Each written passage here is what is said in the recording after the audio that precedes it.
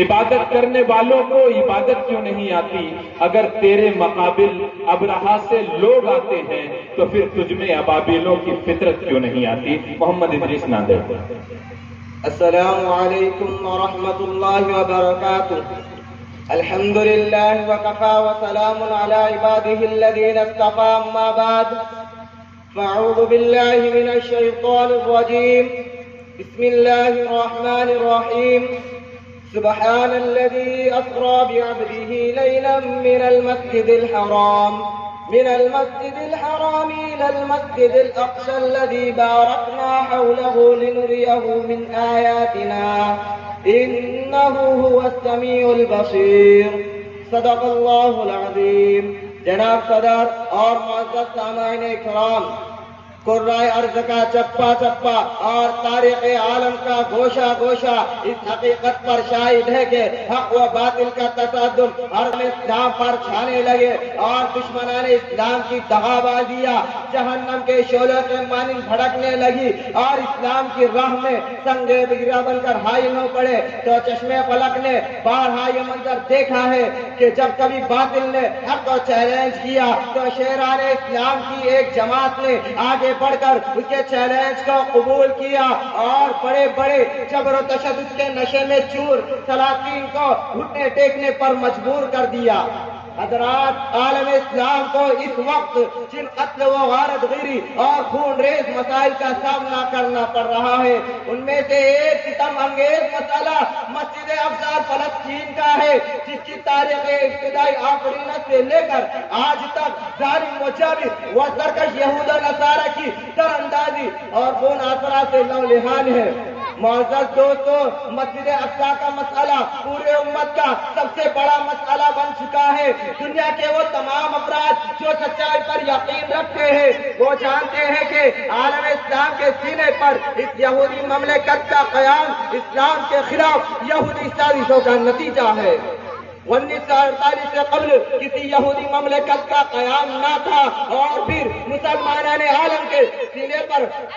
اور مسلمانان عالم کے قلوب پر خنجر گھونپ کر صفا کی وہ درندگی کے بازار کو گرم کر کے ارض فلسطین پر غاصبانہ قبضہ کر لیا اور اسے یہودی ملک اسرائیل کا اعلان کر دیا گیا، اور مسلمانان عالم کو اس پروپیگنڈے کا شکار بنا دیا کہ یہ مسجد اقصی کا مسئلہ صرف فلسطینیوں کا مسئلہ ہے، یہ مسجد اقصی کا مسئلہ صرف علاقائی مسئلہ ہے، یہ مسجد اقصی کا مسئلہ صرف عربوں کا مسئلہ ہے۔ میں صاف طور پر ان مغربی حکمرانوں سے کہنا چاہتا ہوں، تم ہمارے مذہبی عقائد میں مداخلت نہ کرے، ہمارے مذہبی شعار میں مزاحمت نہ کرے، کیونکہ مسجد اقصی کا تقدس قرآن و حدیث سے ثابت ہے۔ اس مقام سے محبت ایمان کا جز ہے، اس مقام سے محبت کفر کی علامت ہے۔ عالم اسلام کے غیور پر زدو،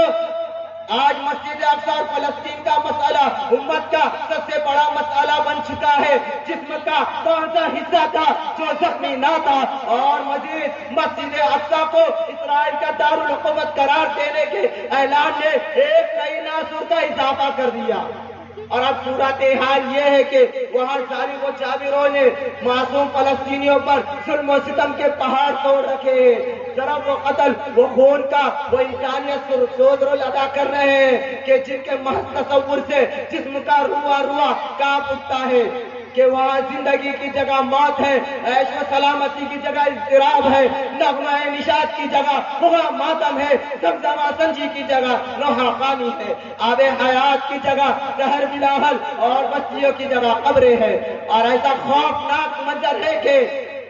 میدان میں ہر طرف خاک و خون سے آلودہ لاشیں تڑپتی دکھائی دے رہی ہے۔ مسلمانوں، کیا تمہارے زمین کو جھنجھوڑنے کے لیے یہ مسلمانان فلسطین پر گزرتا ستم کافی نہیں؟ کیا تمہارے جذب جہاد کو باقی رکھنے کے لیے یہ مسجد اقصی میں ہو رہی بے حرمتی کافی نہیں؟ اخبارات کا کوئی دن ایسا نہیں گزرتا جس میں کفن میں ملبوس فلسطینی شہداء مسلمانان عالم کی غیرت پر کوئی دن ایسا نہیں گزرتا جس میں کفن میں جس میں خون میں جب معصوم بچوں کی آہے مسلمان عالم کو نہ جگاتی ہو، کوئی دن ایسا نہیں گزرتا جس میں ماں بہنوں کی عصمت بچاؤ کی چیخ کانوں سے نہ ٹکراتی ہو، مگر قربان جائے فدایان مسجد اقصی پر اس ظلم و ستم کے انتہا کے باوجود ان کے دل سے جذبہ جہاد نہیں نکلتا، ان کے دلوں سے شوق شہادت نہیں نکلتا، اور یہ اس لیے کہ انہوں نے اسلام کے دامن کو تھاما ہے اور محمد عربی صلی اللہ علیہ وسلم کے کلمے کو پڑھا ہے، اور یہ وہ دامن ہے جو ہر چیز قربان کرنے کی صلاحیت رکھتا ہے۔ مسلمانوں غفلت سے بیدار ہو جاؤ، مسجد اقصی کی حفاظت کے لیے تن من دن کی قربانی دینے والے فلسطین تمہاری غیرت کو للکار رہے ہیں کہ تم وقت کے سلطان صلاح الدین ایوبی بن جاؤ، وقت کے طارق بن زیاد بن جاؤ، وقت کے محمد بن قاسم بن جاؤ، وقت کے محمود غزنوی بن جاؤ، اور محمود غزنوی کی غیرت اور محمد بن قاسم کا عزم اور سلطان صلاح الدین ایوبی کی ایمانی فراست سے سرشار ہو کر مسلمان مسجد اقصی اور فلسطینی مسلمانوں مظلوم و معصوم بہن بیٹیوں کی حفاظت کے لیے اٹھ کھڑے ہو جاؤ اور ظالموں کے پنجوں کو مروڑ دو۔ آخر میں دعا کرتا ہوں کہ اللہ تعالیٰ مسجد اقصی کو یہودیوں کے چنگل سے آزاد کرے اور فلسطین کو یہودیوں کے چنگل سے آزاد فرما دے، اور پھر سے سلطان صلاح الدین ایوبی فرمائے۔ انہی چند باتوں پر میں اپنی تقریر کو اس شعر کے ساتھ ختم کرتا ہوں۔ باطل کی ہو کتنی بھی طاقت، باطل کی اطاعت کیا مانا، باطل کی ہو کتنی بھی طاقت، باطل کی اطاعت کیا مانا، ایمان سے فدا ہو جاتے ہیں جو صاحب ایمان ہوتے ہیں۔ وما علینا الا البلاغ۔